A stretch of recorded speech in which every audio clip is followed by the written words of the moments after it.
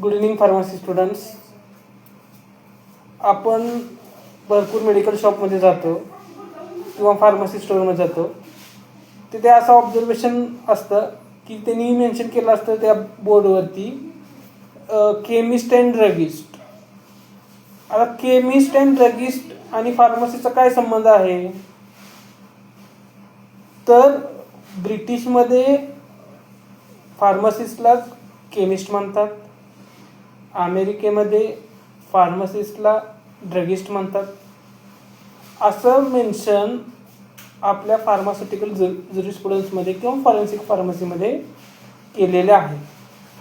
पण जे newly found retail chain आहेत, तुम्ही वेलनेस फॉरएव्हर बघितलं असेल, ॲपल असेल आणि कोणते फार्मसी चेन असेल की त्याच्यामध्ये ते फक्त फार्मसी मेन्शन करतात.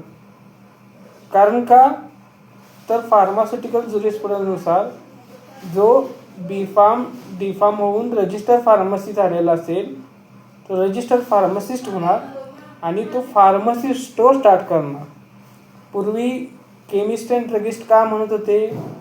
तर BSc केमिस्ट्री झालेले लोकसुद्धा फार्मासिस्ट म्हणून मेडिकल स्टोअर खोलू शकत होते 50 वर्षापूर्वी. आत्ता नाही. त्याच्यामुळे तिथे केमिस्ट अँड ड्रगिस्ट मेन्शन केलेलं असतं.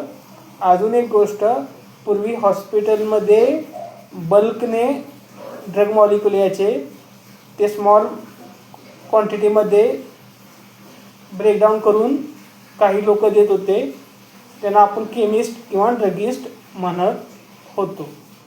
थँक्यू.